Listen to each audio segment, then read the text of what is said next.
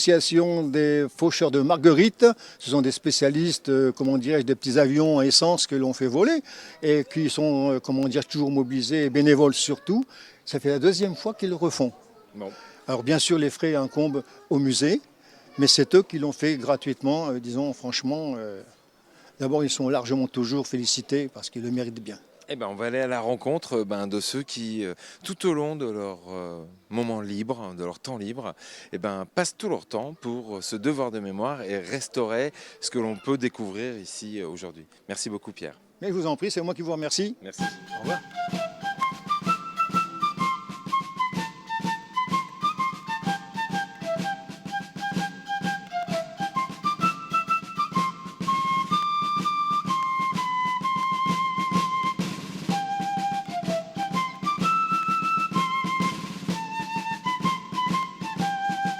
Tout à l'heure, je vous disais que le musée de Tergnier est un véritable musée vivant, un musée d'intérieur mais aussi un musée d'extérieur. Et là, je suis à côté d'un superbe avion qui a été restauré par Jean-Pierre. Jean-Pierre, viens à côté de nous. Sans être tout seul quand même. On a travaillé une bonne dizaine de personnes sur l'appareil, notamment le samedi matin, puisque le samedi après-midi, c'est surtout consacré au vol de modèle réduit. Donc comme j'ai la chance d'être retraité avec un deuxième retraité, on venait systématiquement le mardi et le vendredi passer une paire d'heures à restaurer l'avion chaque semaine depuis le 13 mars. Alors d'abord, avant que tu nous parles un peu de l'histoire de cet avion, toi, tu es un passionné de ces guerres? Passionné, on ne peut pas dire que je suis passionné. Je suis surtout passionné d'avions à hélice et d'avions anciens. Tout ce qui concerne les avions à réaction, un peu moins. Sauf le Rafale, bien sûr, un peu chauvin, mais bon. Quand est-ce que ça a démarré cette passion? La passion de l'aviation, ça a démarré depuis tout petit, depuis que j'ai 3 ans. Je suis d'ailleurs, je mets des parenthèses parce que j'ai plus le droit de voler, mais je suis ancien pilote d'aéroclub. Et de l'aéroclub, je suis passé au modèle réduit. Donc il y a plus de 30 ans que j'en fais. Et puis on a monté une association, enfin c'est même plutôt une bande de copains qu'une association.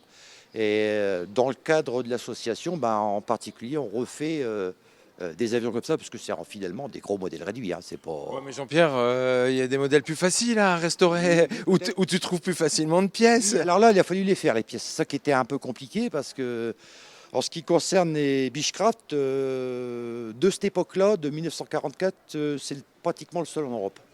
Alors parle-nous un peu d'abord du rôle de l'aviation pendant cette guerre. Alors, bon, l'aviation, si on parle du Beechcraft en particulier, c'est surtout un avion de transport rapide. C'est-à-dire, il a surtout servi à transporter les autorités, colonels, capitaines, généraux, transporter des blessés, des munitions et des fois, en ce qui concerne celui-ci, après mai 45, à transporter des déportés et des prisonniers de guerre. Quelle était l'autonomie de ces avions en termes de distance? Aux alentours de 1500-1600 km à pleine charge. Ah oui. Bah, c'est quand même un bimoteur qui fait, qui frôle les 400 à l'heure, 380 km/h à peu près. Alors cet avion est fabriqué en quel matériau? C'est de l'aluminium, enfin plus exactement du duralumin. Et les gouvernes, par exemple, là, c'est, comme je dis souvent, c'est pas de la restauration qu'on a fait, c'est de la préservation. Mais normalement, toutes ces gouvernes-là sont en toile. D'accord. Alors, en théorie, si on avait voulu le restaurer en état d'origine, on aurait dû enlever ces plaques-là d'aluminium pour les remplacer par de la toile. Ouais, mais bon, ici, pour les exposer, tout le monde vient toucher. Exactement, donc on a préféré refaire les pièces en aluminium. Hein. Ça a déjà été fait par l'Arsenal de la Fer, qui avait mis du galvanisé sur de l'aluminium.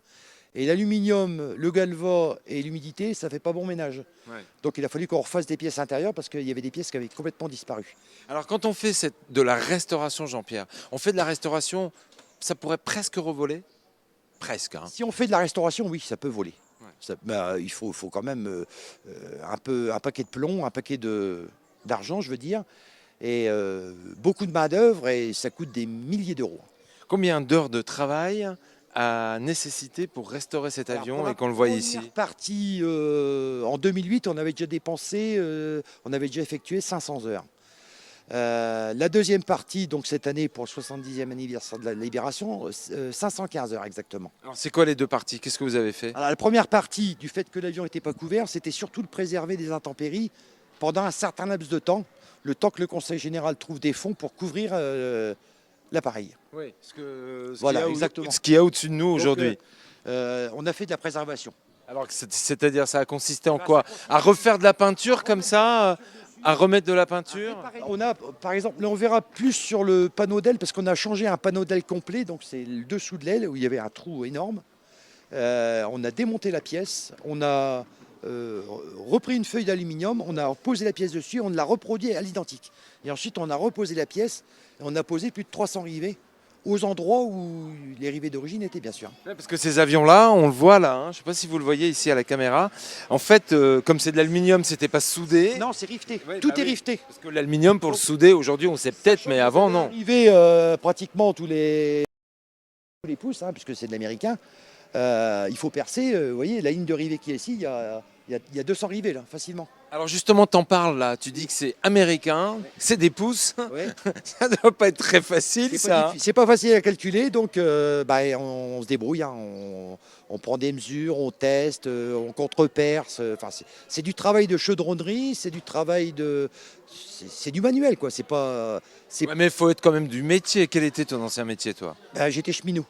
J'étais dans la maintenance. Ah mais voilà, je Ah oui. comprends mieux. Non mais une chose qu'il faut se dire aussi, c'est que c'est un gros modèle réduit. Nous, quand on construit nos avions, c'est exactement la même chose. Sauf que la place d'employer de l'aluminium, on emploie du bois. Et des fois, on emploie de l'aluminium quand même. Alors cet avion, tu nous as parlé de... Il est arrivé en France en 1944. Septembre 44. Dans quel état est-ce que toi tu l'as eu en main? Oh, là, en 2008, je vais dire passablement délabré. Ouais. Il y avait des nids d'oiseaux dans les ailes. Il était stocké où avant que tu le récupères? Alors, mes dernières informations me font penser qu'il était stocké en tirage dans un hangar, sous un tas de paille. Je viens à l'instant de l'apprendre, il y a quoi? Il y a 1 heure au maximum, sous un tas de paille. Apparemment, c'était un industriel qui l'avait acheté à Châteaudun quand il a été réformé, sans doute pour de la ferraille. Il a été remisé dans un hangar en tirage et puis tombé dans l'oubli. Et pendant des années. Et si ça se trouve, il y en a encore d'autres. Hein. Oh, alors là, ça m'étonnerait. Parce que là, maintenant, on sait ce qu'il y a dans nos hangars. Oui, mais bon, des avions de cette époque-là, j'en doute, hein, j'en doute. Tous ceux que je connais de Beechcraft sont des Beechcraft qui sont beaucoup plus récents. Celui-là, c'est vraiment, pour moi, c'est le seul et unique en Europe. Hein. Ouais, donc c'est vraiment. C'est une pièce de musée, une pièce de collection. Hein. Donc il faut vraiment venir ici pour les découvrir. Ah, tout à fait, tout à fait, tout à fait. Alors première restauration, c'était de faire en sorte qu'ils prennent pas l'eau. Voilà. Et la deuxième restauration que vous avez mis en place pour on a ce. fini un peu plus, c'est-à-dire que la peinture qu'on a utilisée, c'est une peinture automobile, donc il va durer beaucoup plus longtemps du fait qu'il est couvert. On a changé tous les vitrages qui étaient devenus opaques avec le soleil, et puis on a fait ce qu'on appelle de la préservation, mais non pas de la restauration.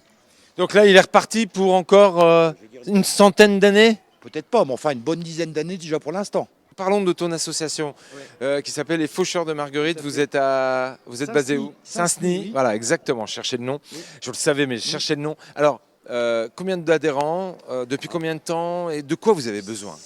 De rien. On a besoin de rien. Si, de main-d'œuvre peut-être? Même pas. Bénévoles? Des bénévoles, surtout pour le musée, parce que comme on est association adhérente du musée, on travaille beaucoup pour le musée. Reste après, ce qu'on fait, nous, c'est surtout de la passion, c'est de la construction de modèles réduits et du vol de modèles réduits. Alors quand tu dis les Faucheurs de Marguerite, ça vient de où ce nom? Ça vient d'un feuilleton et c'est surtout l'appellation qu'avaient les premiers aviateurs parce qu'ils pouvaient à peine s'élever au-dessus des marguerites. Donc il est rasé, il est fauché plus qu'il volait. C'est les premiers avions en réalité. Quoi. Alors aujourd'hui, combien de membres dans votre association? Une bonne quarantaine. Je pense qu'en tant que membre, on doit être un des plus gros clubs de la région, si c'est pas le plus gros. Alors là, vous avez fini la restauration de celui-là. Vous allez vous attaquer à quoi? Quel est votre plus gros projet maintenant? Le deuxième projet 2014, c'est la recherche d'un P-38 du lieutenant Johnston. Donc il y a 3 ans, on avait déjà retrouvé un Focke-Wulf allemand. Et là, on recherche la partie américaine du combat du 25 août 1944, où ça a été un des plus grands combats aériens de Picardie. D'accord. Et du fait qu'on a un avion allemand, c'est pas toujours bien vu, on va mettre en face un avion américain. Bon, et ben, faut trouver cet avion, quoi. On l'a trouvé déjà. Ah, bah bah le alors. chercher. Alors, il est où? Alors, je ne dis pas exactement l'endroit, mais c'est sur la commune de Lier. Et normalement, c'est prévu pour août. Donc, j'ai toutes les autorisations pour l'instant. j'ai le financement, parce que le financement de la recherche archéologique et le financement du club, c'est pas la même chose. Bien sûr. On évite de... Ça coûte très cher. Alors on a des gens de bonne volonté qui vont nous prêter des grues avec les conducteurs. On a je devrais peut-être pas le dire, mais le Crédit Agricole qui va nous subventionner grâce à sa fondation. Et C'est important, Jean-Pierre. oui, Tous mais- ces organismes qui vous accompagnent Tout à fait. mais et ce qui qu'il y a- vous mettent les financements qui c'est vrai, permettent c'est vrai. de faire ça, ce devoir vrai. de mémoire. Faut les citer. C'est vrai. En plus, ce qu'il faut penser, c'est que le combat du 25 août 1944, c'est quand même un des combats les plus importants du nord de la France. Et c'est suite à ça que la Luftwaffe a perdu la dominance sur le nord de la France. C'est grâce à ça que les Américains ont pu avancer avec leur aviation et leurs troupes. Jean-Pierre, moi je vais te donner rendez-vous fin août, début septembre. Y a pas de souci. Dès que vous avez récupéré cet avion, Même si vous on voulez... taira le lieu, on dira pas Non, mais si où vous on voulez est. participer aux fouilles, ça peut se faire. Eh ben écoute, le rendez-vous est pris, je trouve ça passionnant Ah bah, d'aller fouiller la mémoire, Voilà. fouiller notre histoire et d'aller dans cette terre trouver ouais, eh ben, toutes ces traces qu'il faut maintenant préserver. Voilà, on essaye, si possible, de faire partager notre passion aux autres. Et apparemment, ça a l'air d'intéresser. Donc, Eh ben, le rendez-vous est pris, j'ai été ravi de faire ta connaissance et à très bientôt. Et À bientôt. bravo pour ce que vous faites. Merci. Parce que il faut. D'abord, c'est un travail de précision, ouais, c'est un travail de qualité que l'on c'est peut délicat, découvrir tout à fait. ici. Et bravo à votre club et bravo à cette initiative. Et puis s'il y en a qui ont envie, bah voilà, Ah oui, faut oui. vous rejoindre. Tout à fait. Il suffit qu'ils aillent sur le site Les Faucheurs de Marguerite 02. Ils verront ce qu'on fait.